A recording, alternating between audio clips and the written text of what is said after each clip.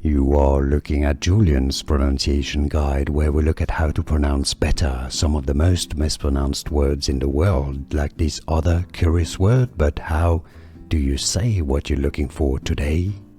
Name pronunciation. How do you pronounce it correctly?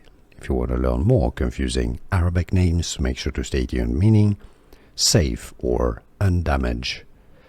This is a different spelling. It's sometimes spelled with an I instead of the double E.